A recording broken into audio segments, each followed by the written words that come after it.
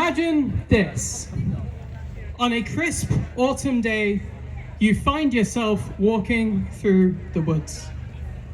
Dappled light shines through leaves that are as golden as the sun itself. There is a sweet dampness to the air that fills your lungs with wonder and awe. But what if I told you that that was in fact the smell of rot? The culprit? Before you stands a bright red toadstool, wearing white scales and a frilly skirt. This is the fly agaric, the mushroom of all mushrooms. And let me tell you, mushrooms they're so queer. Because to be queer is to be misunderstood, to not fit neatly in a box. And mushrooms, they do this too. Let's go back to the 1700s, to a man named Carl Linnaeus. Linnaeus is seen as the grandfather of taxonomy. This is the system we use to categorize life. When you hear people refer to species, family, or kingdom, that's taxonomy. And I'm not going to go too deep into that subject, but I do want to talk about how scientists struggled to categorize fungi into neat categories. You see, fungi aren't plants. They're actually closer to animals. And it wasn't until the 1960s that they were actually considered their own kingdom of life. Linnaeus himself struggled to categorize fungi. He classified them as plants and put them into a category simply called chaos. He even said that fungi have no soul, were a scandal of art, and were the poorest peasants of all vegetables. Many other biologists also referred to them as a nuisance, as they struggled to understand how they worked. Carl Linnaeus thought fungi were plants without any external reproductive organs, like flowers. Fungi were not understood. Without good understanding, fungi were forced into categories they simply do not fit. You see, the mushroom itself is actually a fruiting body. Its entire purpose is reproduction. Mushrooms drop spores in order to reproduce. The actual organism exists in whatever the mushroom is sprouting from, which is often soil or wood. Now, who has heard of Beatrix Potter?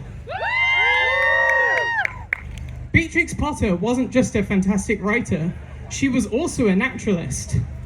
She studied fungi and was one of the first Western scientists to properly understand fungi reproduction.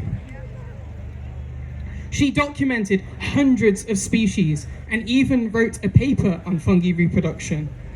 But her findings were rejected, and she was not allowed a place within the Linnaean Society. Can you guess why? Woman. Because she was a woman. How dare a woman love and understand something that men couldn't? In the end, her findings were submitted by her uncle, and much of her work is used by mycologists to this day. So, do you get it now? Fungi was so misunderstood, and the way fungi refused to fit into a neat box made these scientists uncomfortable. Who could reject such deviance? It took a gentle, curious soul to let the mushrooms speak for themselves before they could even begin to be understood. This is known as mycophobia. Mushrooms, they're queer as hell. That is a fact. But what if there is more we can learn from fungi? Can fungi guide us into creating a new world? Absolutely. Because in the ecosystem, fungi fulfill various roles. And I'm going to start with the role that everyone talks about, the Wood Wide Web. Who knows about the Wood Wide Web? Yay! What if I told you a lot of what you may know is wrong? You see, plants and fungi evolved together millions of years ago, with fungi acting as the plant's roots. Steadily, plants evolved their own roots, but the fungi, they remained connected. We refer to these as mycorrhizal fungi. They share nutrients, water, and even information across the vast root network, a unification of plants and fungi. I find the name Wood Wide Web to be a little misleading. They exist in grasslands and even in our gardens. They are everywhere. And as a quick off-script tangent, I have actually found mycorrhizal fungi on the other side of this field, so that there is likely a network below our feet. Hell yeah. But here's the thing. They are not one perfect unified network. One single oak tree's roots can host thousands of fungi species. Some of these species, they do work together. Others are more competitive, and there is a lot of disagreement. It is the very definition of chaos. However, if we zoom out, this chaos ends up forming an incredibly complex ecosystem that works. For me, this teaches a lot about community. Not all of us get along. We do not all agree. Some of us make mistakes. But in the end, however, we have a unified goal. And as long as we give each other grace, while also holding accountability for ourselves, we have the power to create real change. But most fungi are not connected to this mycorrhizal network. Fungi grow through their food. It's a bit like if your stomach was on the outside. The mushroom you may see is merely a tiny part of a larger organism. Often, these grow through wood, with filaments known as hyphae. These are the architects of the wild. Wood is hard to digest, but it has a lot of carbon. This is where fungi come in. They grow through the wood, digesting its tough material until it becomes soft. Eventually, bugs move in and eat what is left over. This returns the carbon to the ecosystem. And this is activism 101 for me, because whilst we tear down the old world, we need to ensure we're building a better one in its place. Whilst we rot away the old, may we be imagining and building towards something new. Now, some of these wood-rotting fungi are also parasitic, but there is building evidence that these can actually be symbiotic with living trees too. Take chicken of the woods. It's a delicious fungi that is in season right now, and it loves decaying hardwood. It's often seen growing from dead logs, but there are many cases where it grows from living branches. Sometimes trees want to restructure themselves in order to deal with changing conditions, like this drought. They do this by dropping their limbs.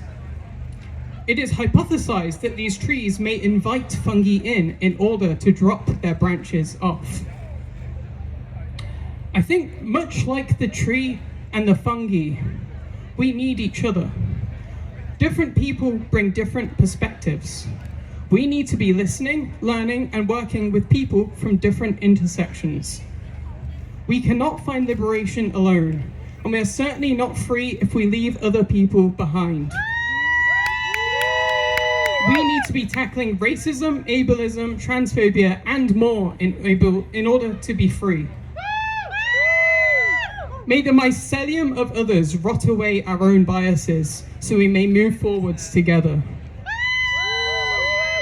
Now, I could waffle on about fungi all day, but I'm going to conclude now. Fungi teach us many things. Fungi remind us that it's okay to live outside rigid definitions that do not represent us. Fungi teach us that we need to work together while embracing our differences. Fungi teach us that we need to build new from the old. Fungi teach us that many hands do indeed make light work. The messages of the wild are endless, and I invite you to peer in and see what you can learn too. Now, before I go, I just want to do a quick shout out to Trans Together After Dark. if you haven't gathered, that's all of these people here. It's a pub social run by trans folk for trans folk. We meet at the new Bowling Green every third Saturday of the month. Our next date is September 19th, 7 p.m. till late. If you're trans and you need community, please show up. We're a lovely lot, and I can't believe how far we've come in the 3 years we've been running it. I love these people. I'm going to end with a quote from Dan Savage, a gay rights activist.